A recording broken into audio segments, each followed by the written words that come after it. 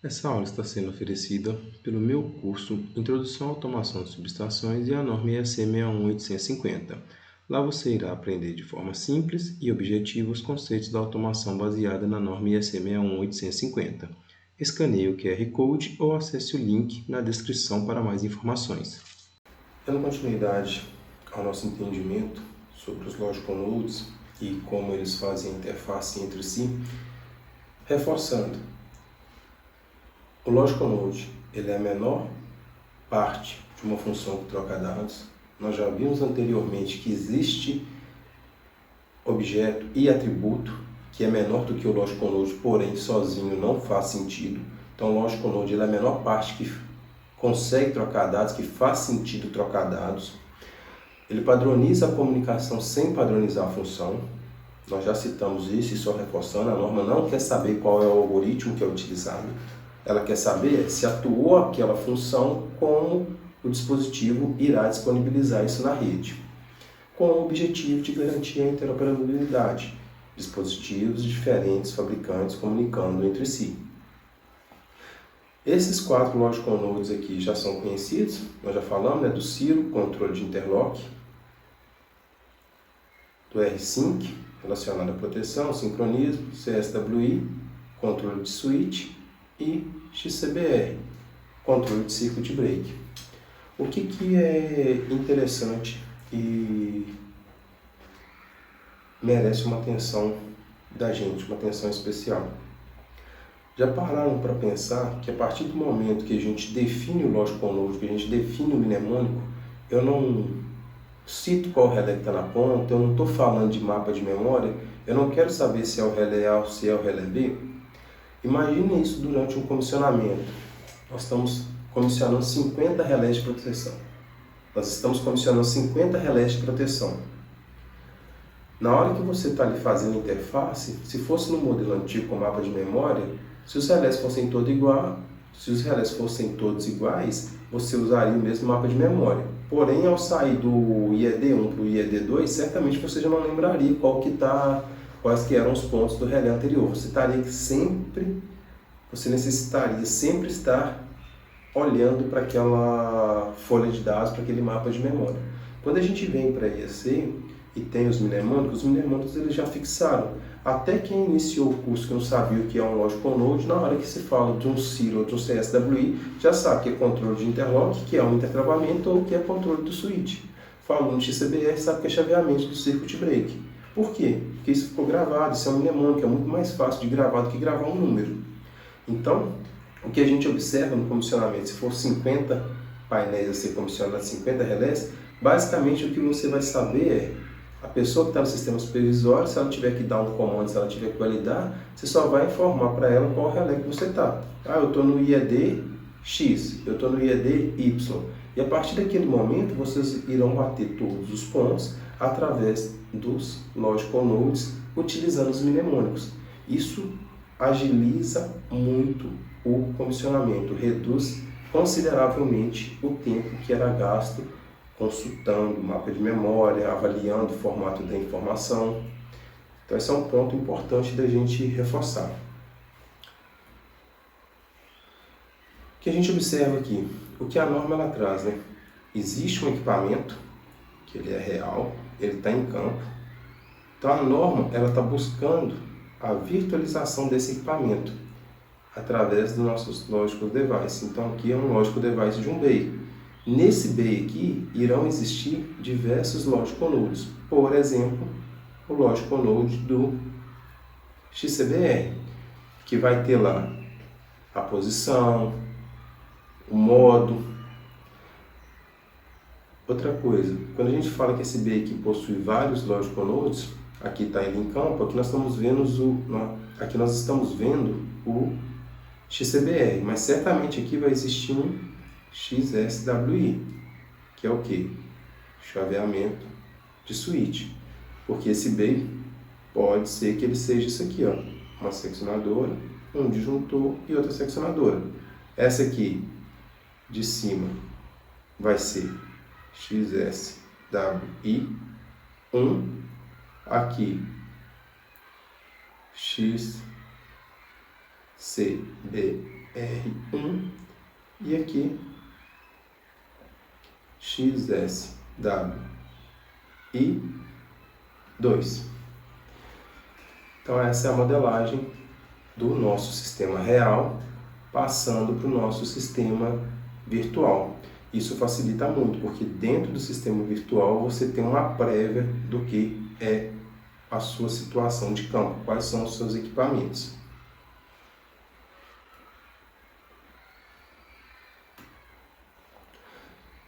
Essa figura ela está na norma, então um zoom aqui para a gente observar. Existe aqui nessa figura também a citação de quais pontos da norma é relativo a esse modelo. O 7.2 fala do serviço, o 8.1 fala da modelagem, o 7.4 fala dos logical nodes e assim sucessivamente.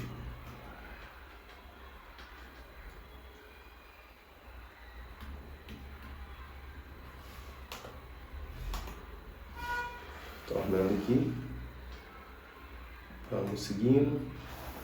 Quando a gente pega na norma, mais uma vez, o logical node, XCBR, a posição, que é o dado, o atributo, nesse caso aqui, o CTVAL, que é um atributo de controle. Aqui embaixo eu tenho um STVAL, que é um atributo de status. Então, quando a gente observa isso aqui, todos esses pontos eles estão definidos pela norma. Se a gente for lá na IEC e ler o que está escrito lá, ela vai trazer as definições de cada logical node desses pontos e como que ele deve funcionar.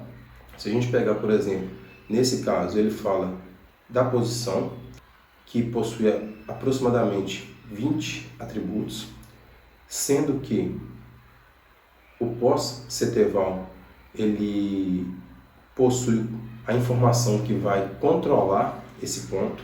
Essa informação ela é através de on ou off. Já o STVAL ele vai trazer para a gente o status dessa posição.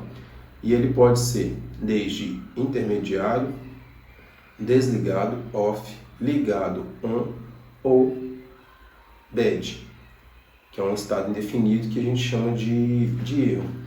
Além disso, diversos outros atributos eles podem estar presentes na configuração, no comportamento. Por exemplo, o formato que será utilizado para dar comando. Pode ser pulso simples, pode ser um direto, select before operate e por aí vai. Se a gente pegar aqui o nosso ponto de status, só rapidinho, porque isso aqui é importante para o entendimento do curso. Se a gente pegar, quando a gente fala aqui de um ponto de um disjuntor, um XCBR.pos, XCBR.pos, ele é um ponto duplo. Isso quer dizer o quê? Que ele vai ter duas entradas digitais. Vamos considerar aqui IN1 e IN2, que elas podem estar em 0 e 0, 0 e 1, 1 e 0, 1 e 1. O que está descrito aqui em cima intermediário é a primeira condição, 0, 0, intermediário. 0, 1 seria ele aberto, off. 1, 0, on. E se tiver 1, 1, é uma condição de erro, é uma condição que não pode existir, não tem como o disjuntor estar aberto e estar fechado. Para ficar mais claro, se a gente desenhar aqui o disjuntor, e se aqui eu tiver uma chavinha, essa chavinha aqui sinalizando que ele está aberto seria a IN2. Essa chavinha sinalizando que ele está fechado, a IN1. Então, se a gente observar aqui, se a IN1 estiver em 1 e aqui estiver em 0, 0 e 1, ele está aberto, conforme essa posição que ele está agora. Se essa chave vier para cá, aqui vai estar em 1 e aqui vai estar em 0. Então ele vai estar fechado. No meio do caminho, enquanto ele está em transição, os dois sinais estarão em 0, 0, que é uma posição intermediária. Geralmente isso ocorre quando o disjuntor está chaveando. Geralmente de aberto para fechado. E isso pode acontecer em disjuntores de média tensão quando a gente solta o plug do disjuntor. Então nós temos o relé que vai estar na parte superior do cubículo, na parte intermediária existe o disjuntor e existe um plug que conecta o relé ao disjuntor. Se você soltar aquele plug, os sinais que estão vindo do contato do disjuntor, ele deixa de chegar no relé. Logo, o relé passa a enxergar 0 na entrada 1 e 0 na entrada 2. E isso ele vai sinalizar através da condição intermediária, 0 e 0. E por fim, a última condição, que é uma condição de erro. Por quê? Não faz sentido existir a posição 1, o meu disjuntor está aberto e está fechado. Fisicamente, isso vai ser impossível. Ou ele está aqui aberto, ou ele está fechado. Não tem como ele estar nas duas posições ao mesmo tempo.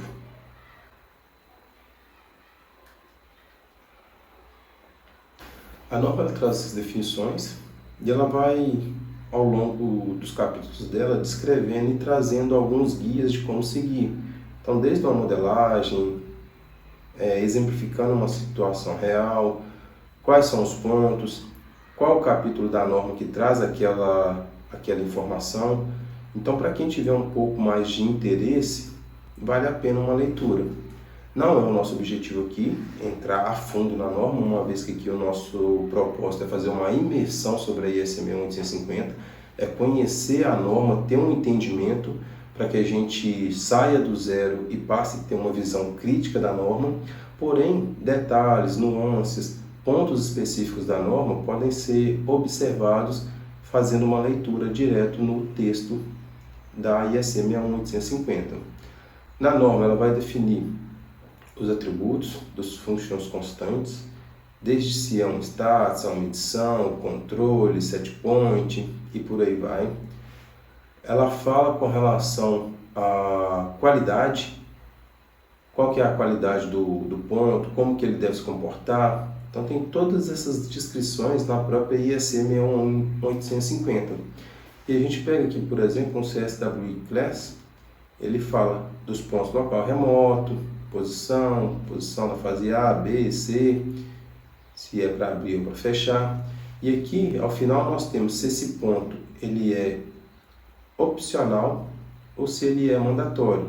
Se a gente pegar dentro do próprio CSWI, quando a gente vem aqui para essa parte dos controls, o que é mandatório pela norma? Mandatório é que tenha o CSWI.pos, que é o que está descrito aqui na norma. Beleza? E aqui, para finalizar, vamos reforçar, nós já vimos uma simulação nós já vimos uma ilustração de um comando de abertura, e aqui nós vamos finalizar com outra figura da norma. Então, o que nós observamos nessa figura? A interação dos logical nodes e os diversos níveis aonde esse logical node ele pode estar sendo utilizado. Por exemplo, vamos pegar aqui, nós já conhecemos o XCBR, chaveamento do circuit breaker, isso pertence ao disjuntor. Então, eu tenho aqui o disjuntor, eu quero comandar esse disjuntor. Para que eu comande esse disjuntor, eu vou precisar do meu CSWI, que é um controle de switch. Esse logical node aqui é que recebe o comando e que faz a interface com o XCBR. Para que esse comando seja executado, eu vou precisar que alguém escreva nele. Nesse caso aqui está no nível de estação vindo de uma IHM. Porém, essa IHM poderia estar aqui no nível de Bay. Já mostrei isso no exemplo anterior, que seria a IHM do próprio dispositivo. Aqui, à esquerda dele, nós temos os alarmes. Então, logical node para alarmes, baixo e alto. E aqui em cima também eu posso ter tanto o silo no nível de estação quanto o silo no nível de Bay. Eu vou realizar um comando aqui no meu CSWI. Caso esse silo aqui esteja dando condição, o silo do nível de Bay também esteja dando condição, eu vou enviar o comando para o meu XCBR. Porém, se isso aqui é um disjuntor e aqui é uma selecionadora,